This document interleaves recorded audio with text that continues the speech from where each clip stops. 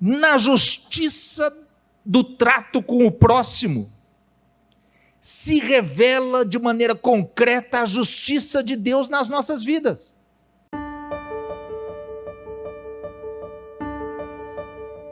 Vamos voltar a Jeremias. Então, quem é aqui da comunidade sabe que nós temos feito esse longo passeio, porque o livro de Jeremias é longo, gente, não tem jeito, não me culpem. Enquanto quando no Novo Céu, Nova Terra encontrar com Jeremias, tinha tanta mensagem para entregar, Jeremias com certeza vai falar assim, mas Deus mandou eu entregar essas mensagens, o que eu posso fazer? Então, hoje, nós vamos fazer um olhar panorâmico em 2 capítulos, Jeremias 34 e 35, com esse título, Aprendam uma lição. Deixa eu ver se eu consigo comandar daqui direitinho. Tem aí o slide. E aí nós vamos fazer a leitura de Jeremias. Eu vou ler a parte final, tá bom? Do capítulo 35. E aí a gente vai voltar repassando o que está acontecendo nesses 2 capítulos. Eu vou ler a partir do verso 12 do capítulo 35, tá bom? Então o Senhor deu esta mensagem a Jeremias. Assim diz o Senhor dos Exércitos, o Deus de Israel. Vai e diga aos habitantes de Judá e de Jerusalém, venham e aprendam uma lição sobre como obedecer às minhas palavras, diz o Senhor. Os recabitas não bebem vinho até hoje, em obediência à ordem de seu antepassado Jonadab, filho de Recabe. Mas eu tenho falado a vocês repetidamente e se recusam a obedecer. Tenho enviado meus profetas vez após vez para lhes dizer: abandonem seus maus caminhos e façam o que é certo. Deixem de adorar outros deuses, assim viverão em paz nesta terra que dei a vocês e a seus antepassados. Mas vocês não quiseram ouvir nem obedecer. Os descendentes de Jonadab, filho de Recabe, têm obedecido fielmente a seu antepassado. Mas este povo se recusa a me ouvir.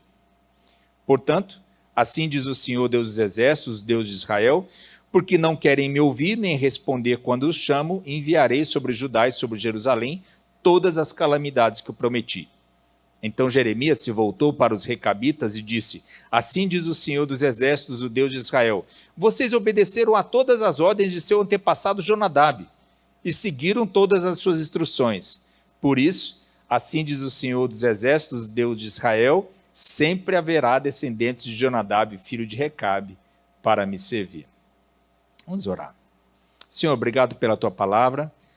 Nós a reconhecemos como um tesouro precioso do Senhor para as nossas vidas.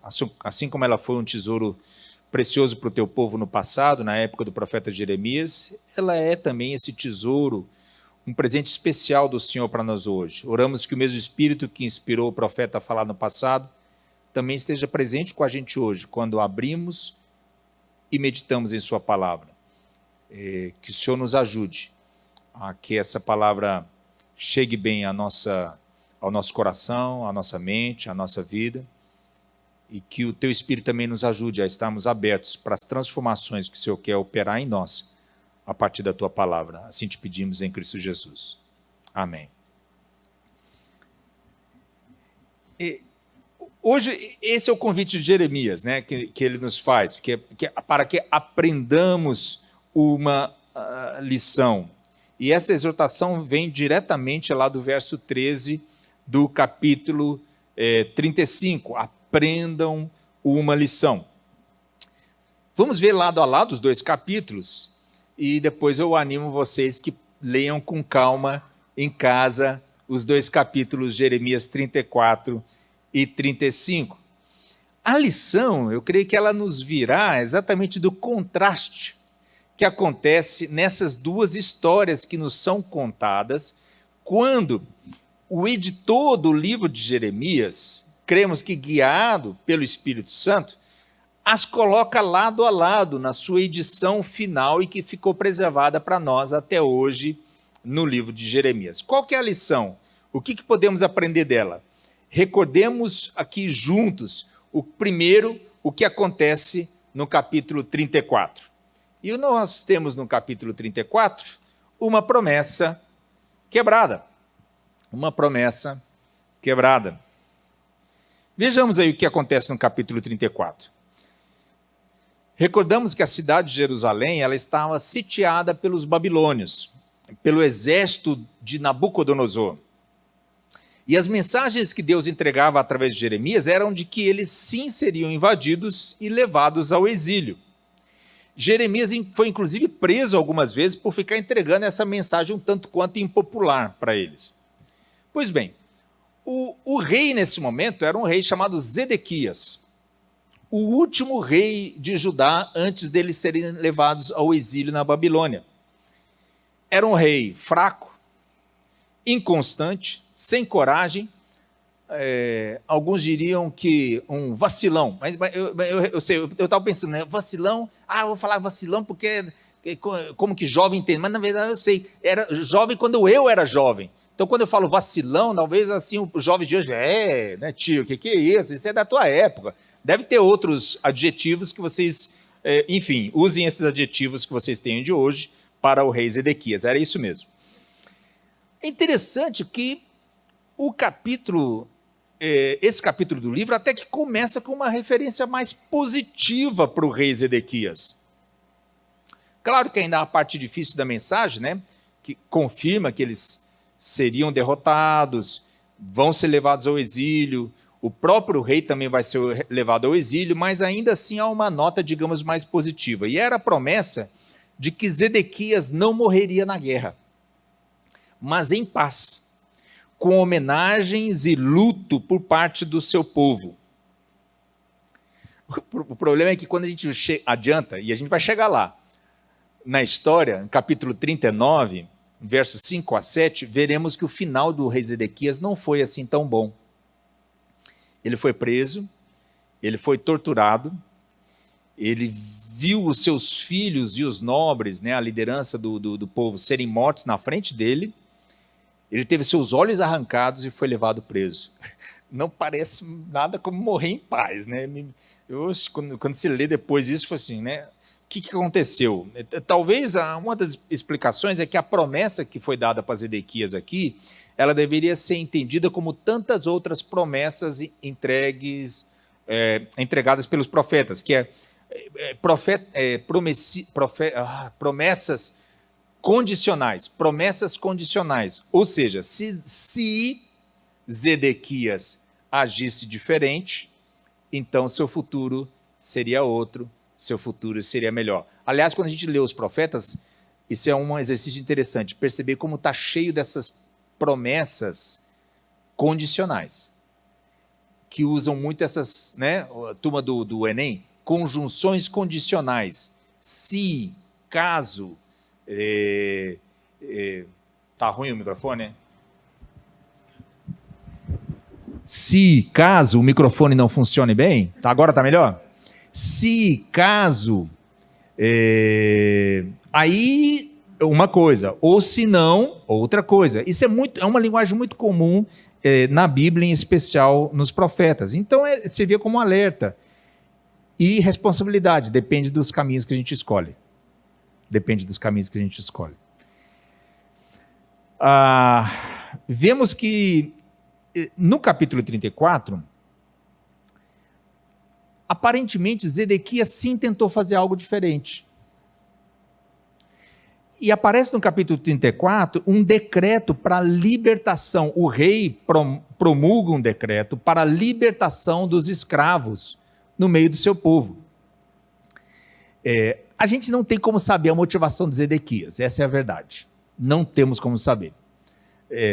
Não temos como saber se era apenas uma última tentativa desesperada de ainda tentar fazer algo certo, e aí de repente eu evito o castigo que era iminente. Não sabemos. Mas sim sabemos que o que ele faz nesse momento, promulgando e chamando todo o povo e os oficiais para a libertação dos escravos, foi algo justo e adequado. Ele reuniu todos os oficiais, todo o povo, e os fez assumir um compromisso diante de Deus de que eles libertariam todos os escravos. Ô, Zedequias, mandou bem agora, hein?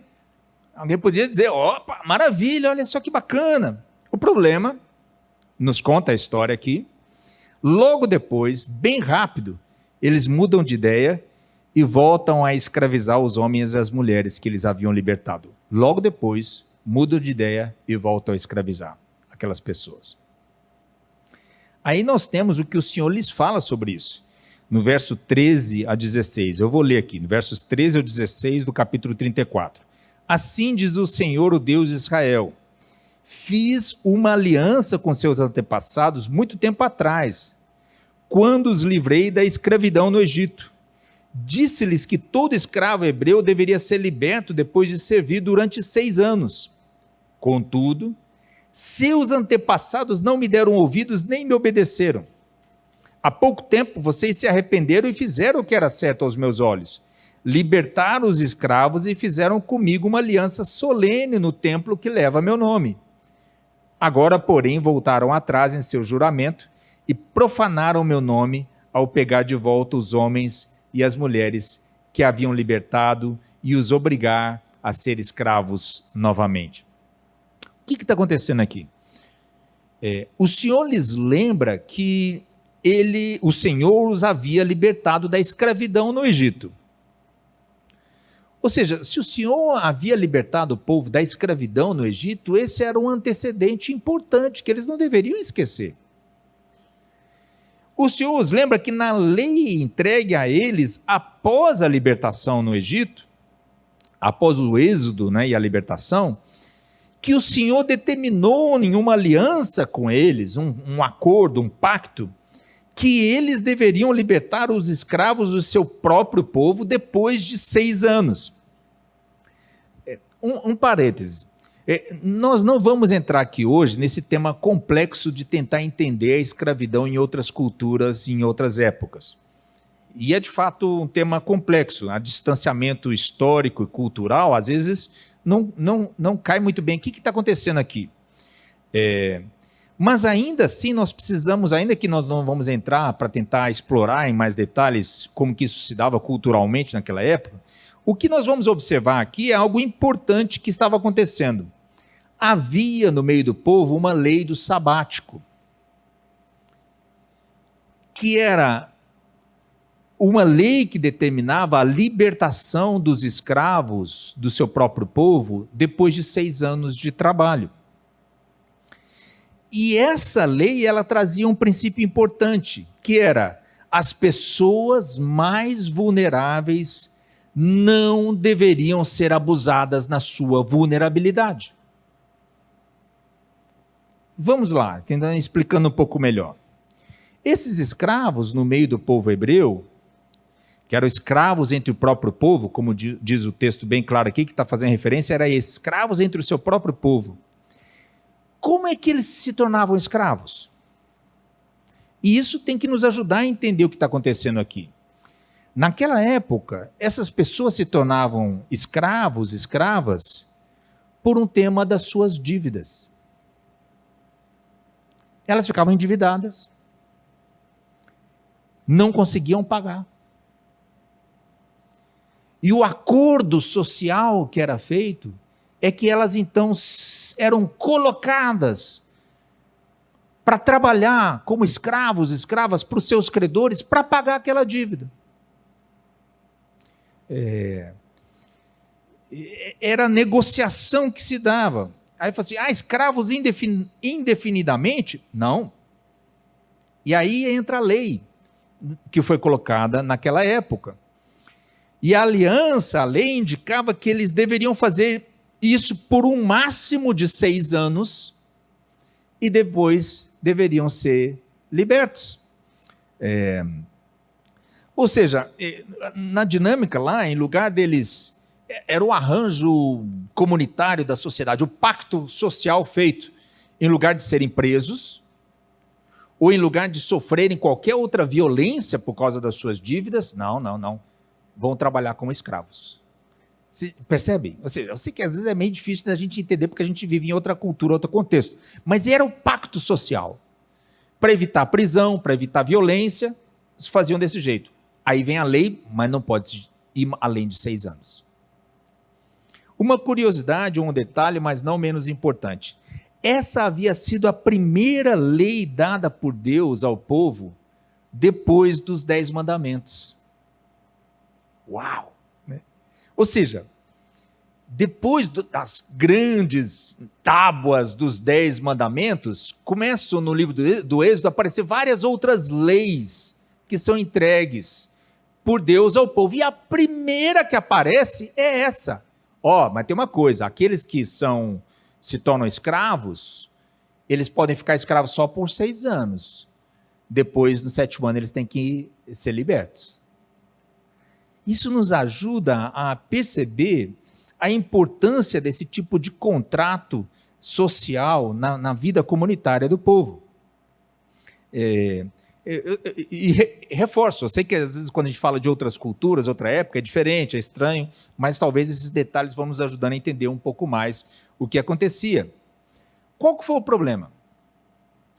Os antepassados do povo nunca cumpriram essa ordem de Deus. Não seguiram.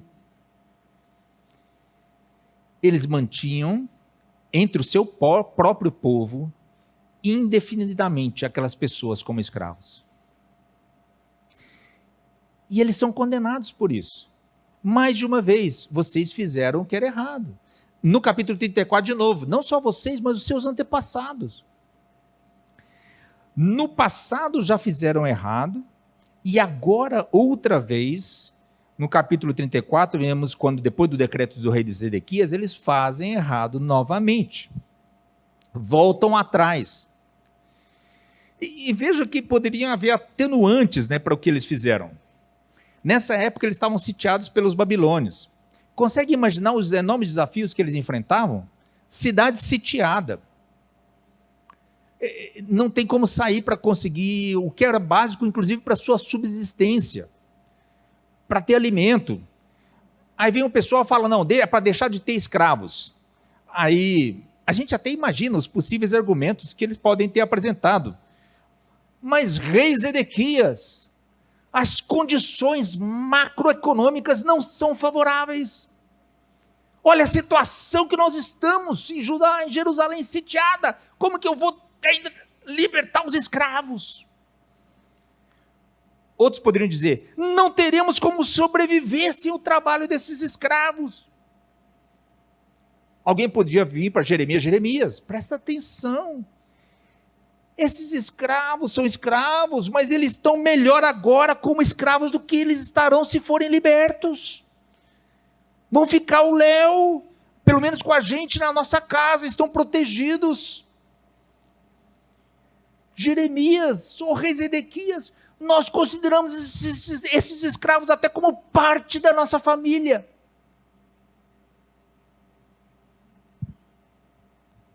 Esses argumentos soam familiares?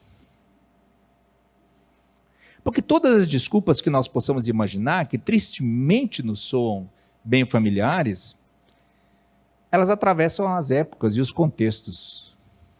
Outra cultura, outras realidades, mas a gente está vendo isso o tempo todo. Aqui o profeta lhes diz que vocês não estão só errando ao voltarem atrás, como vocês também estão profanando o nome do Senhor ao pegarem os escravos de volta. Isso porque possivelmente eles devem ter assumido um compromisso não apenas com o rei Zedequias, mas também diante de Deus, usando o nome de Deus ao fazê-lo. E agora, ao voltarem atrás, eles pecavam contra Deus, desonrando o nome de Deus por esse compromisso quebrado. Aí vem um castigo que é anunciado, o profeta diz que eles serão cortados ao meio. Que era uma referência, e aí essa questão da referência da cultura e do contexto nos ajuda. Possivelmente é uma referência ao tipo de sacrifício que era comum na época. Um sacrifício que era comum na época era que os animais deveriam ser partidos ao meio, separados, e quem fazia aquele sacrifício devia passar no meio, entre as duas partes do animal partido, que era o simbolismo, né, naquele momento, naquela cultura, naquela época, de que, olha, eu estou assumindo um compromisso, e que aconteça comigo algo aqui, e você passava no meio do animal partido. Né? E agora a mensagem de Jeremias é: vocês vão ser partidos ao meio. Forte, né? Aí o editor do livro de Jeremias corta a cena, flashback, né? Não é? Culto na Igreja Metodista Livre da Saúde não é série de Netflix, mas também tem flashback, tá bom? Corta, flashback, volta no passado. O editor do livro faz isso, volta no passado. Logo em seguida. E ele nos conta sobre uma promessa guardada. No capítulo 35, o que acontece nesse flashback? Voltando 10 ou 20 anos atrás na história. O resumo é o seguinte: Jeremias recebe uma mensagem de Deus de que ele deveria convidar um certo povo chamado Recabitas para virem num salão do templo. Nesse salão do templo, com esses tais Recabitas, Jeremias deveria lá oferecer para eles taças e jarras cheias de vinho. Né? Alguém para dizer, o que está acontecendo? Né? Que história estranha. Por que essa história está aparecendo aqui agora? Acabando de falar da promessa quebrada, põe essa história aqui dos Recabitas. O que está acontecendo? Vamos lá. Quem eram os Recabitas? Eles eram descendentes de um tal Jonadab, filho de Recabe. Por isso vem o tal dos Recabitas. Era um queneu, ou seja, de um certo povo, os queneus, e eles haviam servido, o Jonadab havia servido no governo do rei Jeú, que foi um rei de Israel entre 200 e 300 anos antes dessa época. Mais de 200 anos antes dessa época aqui de Jeremias, é que teve esse tal do Jonadab, de onde vem esse povo, os descendentes, que são os tais Recabitas. Esse antepassado dos Recabitas serviu numa violenta repressão contra a casa de Acabe, sua esposa Jezabel. Aí com os nomes, talvez, para quem é velho de igreja, vai ficando mais familiar, né? Essa história era... aparece lá em 2 Reis, capítulo 9 e 10. Acabe com a esposa Jezabel, deixam Deus de lado, vão atrás de Baal, com os profetas de Baal, e aí, para restabelecer a adoração ao Deus Yahvé, o Deus Eu Sou, tem uma série de ações violentas, que esse Jonadab, inclusive, faz parte disso, fiel ao rei Jeú, para restabelecer a adoração a Yahvé. Era bom no sentido de que ia estar restabelecendo a adoração a Yahvé, mas a violência das ações foi, inclusive, depois condenada pelo profeta Oséias, bastante tempo depois. E aí esse povo, os descendentes, eles se tornam como que um povo alternativo, à margem do, digamos, establishment, né? Era um povo que resolveu ser nômade, não construíam casas, viviam em tendas, fora das cidades fortificadas, sem a proteção da cidade, das muralhas. Decidiram não plantar lavouras, entre elas especificamente a menção não plantar vinhedos, e viver de maneira bem austera. O Chris Wright, que foi o meu professor da Rutim, ele nos dizia alguma coisa interessante, que esse povo aqui, os Recabitas, eles deveriam ser meio como uma mistura entre os beduínos, né? Beduínos, aqueles nômades do deserto e tal, né? Sempre no deserto, aquele grupo assim e tal, mas talvez tenham os camelos, né? Porque aí no caso não tinham os camelos dos beduínos. Entre os beduínos e os Amish. Os Amish, sabe aquele eu e a Rutinha visitamos também uns primos dos Amish, que eram Old Order Menonitas, né? O Menonitas da Velha Ordem, que era muito parecido, sempre com aquelas roupas, eles mesmos costuram as suas próprias roupas, meio contra a tecnologia, não pode ter telefone, não pode ter carro, ainda na carroça, aquelas barbas, vida comunitária, construindo celeiro, aquela coisa toda lá. Então, esses recabitas eram meio uma mistura entre os beduínos e os Amish. Se bem que o Amish é difícil porque talvez o pacifismo não fosse muito a praia deles, e os Amish e os Menonitas são bem pacifistas. Mas enfim, tudo bem. Só para a gente entender um pouco que era uma comunidade alternativa, meio asceta, austera. Não pode isso, não pode aquilo, aquelas coisas. Resumindo, acho que eu até pus aqui, deixa eu ver se eu pus. Olha só, para facilitar. Eles não bebiam vinho, eles não moravam em casas de tijolos ou de pedra, não tinham lavouras, não plantavam vinhedos, moravam em tendas. Por quê? Porque foi a promessa que eles fizeram para o antepassado Jonadab, que iam viver dessa maneira e se mantinham fiéis a esses votos que eles tinham feito para o antepassado. Bom, o curioso era que Jeremias sabia disso, quando o Senhor lhes disse que os convidasse ao templo e lhes oferecesse vinho. Imagine a situação. Eles já haviam abandonado certa maneira de viver ao deixar o campo. Eles estavam na cidade. A cidade estava sitiada. Por quê? Porque com o exército babilônio em volta da cidade, possivelmente o campo era terra arrasada.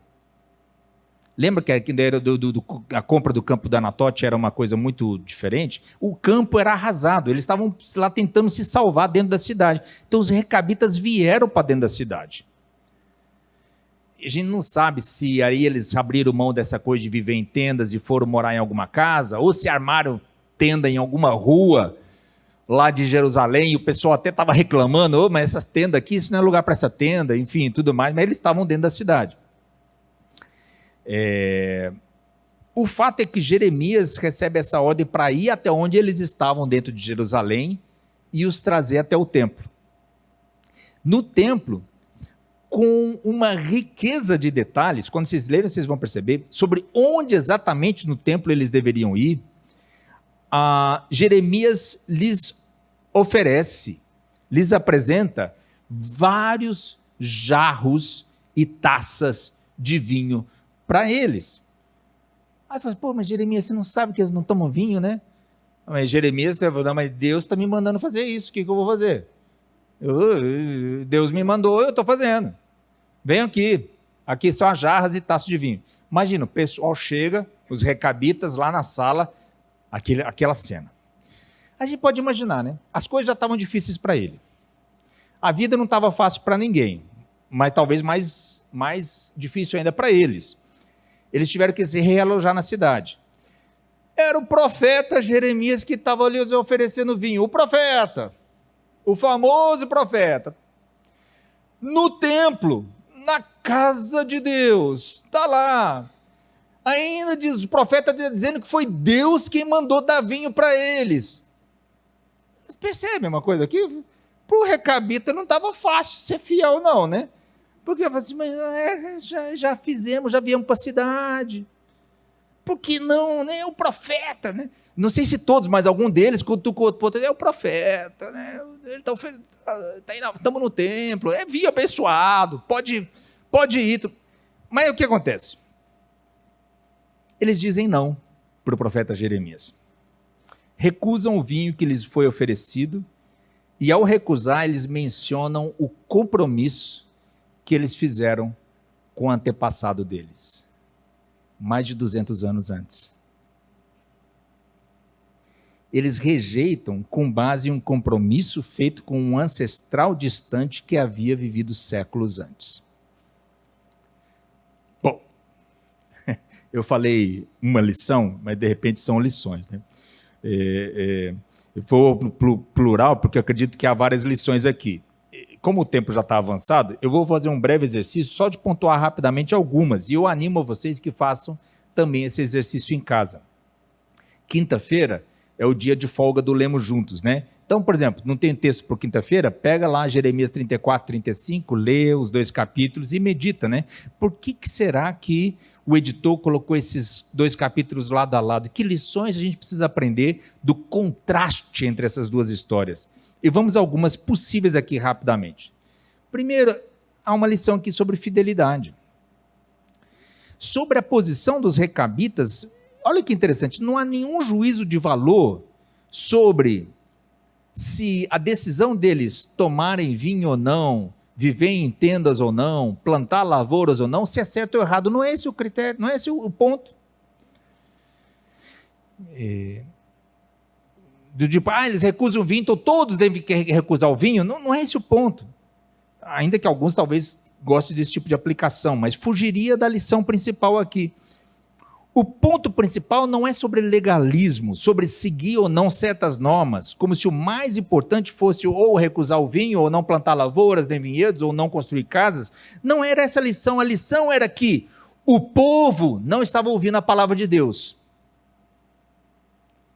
E voltou a escravizar homens e mulheres do seu próprio povo. Voltaram atrás de uma promessa, foram infiéis. E olha aqui, os recabitas foram fiéis. Essa é a mensagem. Se os recabitas eram tão fiéis a um antepassado,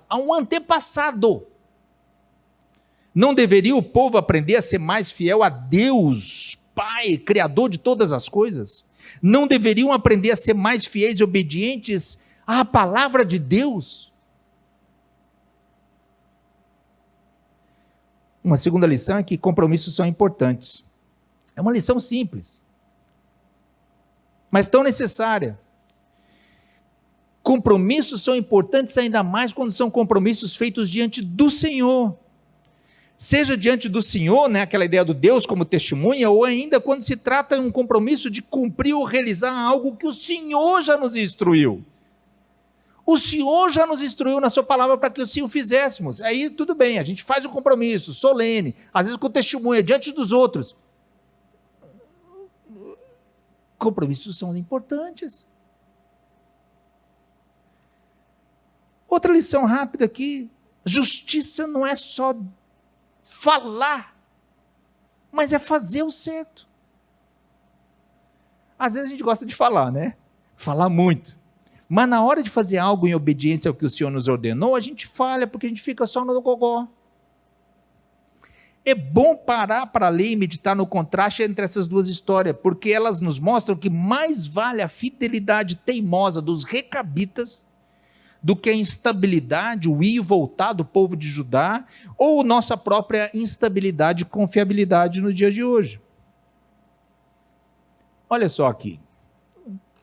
Que justiça, falando de justiça, ela também para Deus implica injustiça para com o próximo.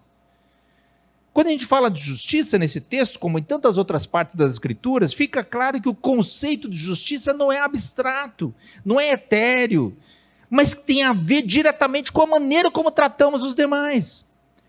Na justiça do trato com o próximo, se revela de maneira concreta a justiça de Deus nas nossas vidas. Ou, para dizê-lo de outro modo, a maneira como nós nos relacionamos, nos comportamos, por exemplo, com o pobre e o necessitado, revelam o estado da nossa relação com Deus. Nossa relação com Deus não pode ser essa coisa etérea, na nuvem. Na própria palavra nos mostra, se isso não muda, como você trata o próximo, alguma coisa está errado.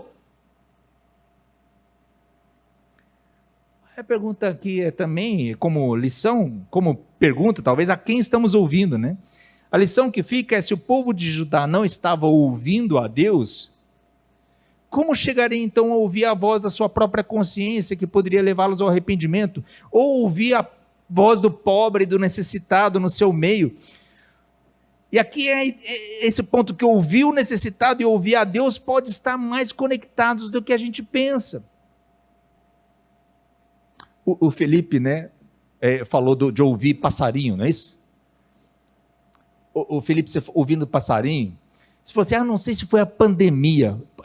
Posso discordar de você? Não foi a pandemia, não. O problema é a gente, o nosso ouvido. E eu lembrei disso porque quando o Felipe estava falando aqui, eu lembrei que quando a gente morava no Uruguai, eu tive essa oportunidade de visitar um daqueles sobreviventes da tragédia dos Andes. Sabe aquele voo que cai nos Andes? Fez 50 anos, agora recente, não é isso? Da queda do avião. E teve 16 sobreviventes. E eu tive o privilégio de conhecer pessoalmente um deles, o Roberto Canessa, que foi justamente um dos, que hoje é um médico, cardiólogo infantil e tudo mais, mas naquela época tinha 19 anos. Que foi um dos que saiu. Conseguiu sair para trazer o pessoal para resgatar os demais. A história é assim. Eu recomendo depois, se quiserem me procurem que eu dou umas recomendações de livro para ler sobre as histórias. Eu tive esse privilégio de ir na casa dele, levar um grupo de estudantes lá, para conversar com ele. Porque ele faz isso hoje. Ele abre a casa para as pessoas, para receber e conversar. Muito interessante, né? Alguns desses estudantes não queriam saber nada de Deus. E como ele falou muito de Deus na fala dele para o pessoal, a gente ouviu. Aí eu lembrei de. Ele falou assim: antes eu não ouvia a Deus, mas na montanha eu ouvia a Deus. Aí um dos estudantes levantou a mão e falou assim: quer dizer que, então, o Deus da montanha é diferente do Deus que está aqui no nosso meio? Aí ele ficou em silêncio, eu fiquei só manjando assim, como que ele vai responder essa, né? Aí ele virou para o estudante e falou assim: eu não acredito que Deus seja diferente. Eu acredito que o mesmo Deus que está lá na montanha é o Deus que está aqui na planície. O problema, disse ele, é que a gente aqui na planície não para ouvir a Deus. E as circunstâncias que a gente passou lá na montanha nos fizeram sensíveis a ouvir a voz de Deus. Eu achei fabulosa a resposta. Porque o problema, muitas vezes, é com o nosso ouvido. A gente não está ouvindo a Deus, não é porque Deus não está falando, é porque a gente não quer ouvir. Ou a gente está insensível de alguma maneira. Fica tranquilo, receba, não tem que ouvir os passarinhos durante a pandemia, mas você entendeu, né? Não entendeu. O problema é com a gente, que a gente não ouve. Rapidinho aqui, eu vou dizer mais uma aqui. É que é melhor a gente... Essa é uma lição que eu peguei lendo isso aqui. É melhor não oferecer desculpas. O povo de Judá, bem possivelmente, tinha argumentos fortes para voltar atrás e escravizar uma vez mais os outros do seu próprio povo. Lembrando, eram os mais vulneráveis do seu povo. As condições de guerra, sitiados, não teria alternativa e por aí vai. Eu mencionei o Chris Wright, e o Chris Wright nos diz algo sobre isso, e eu deixo essa para a gente encerrar a mensagem aqui. Ups, eu pensei que eu tinha colocado, eu acho que eu não coloquei. Então, eu vou colocar aqui, eu leio o que ele disse. Deus vê mais do que as condições macroeconômicas.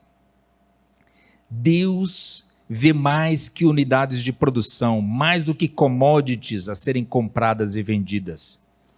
Deus vê obrigações locais, pessoais, familiares, e Deus condena quando deixamos de tratar outras pessoas pelo que elas são aos olhos de Deus, semelhantes, vizinhos, a quem nós devemos amor, compaixão e justiça. Deus vê as pessoas ao nosso redor com olhos que são diferentes dos nossos e quer que nós aprendamos a vê-las também com compaixão, amor e justiça. Que perguntas que a gente pode estar pensando ao longo dessa semana? Eu deixo duas aqui para vocês, ou dois conjuntos de perguntas. Primeiro, o que esses contrastes entre essas promessas quebradas e as promessas cumpridas nos ensinam? O que nós aprendemos com os recabitas hoje? E a segunda é, como nós estamos ouvindo a Deus? Como estamos ouvindo ao necessitado? E como que esse conceito concreto e palpável da justiça nos desafia e nos transforma? Que Deus nos ajude nessa meditação.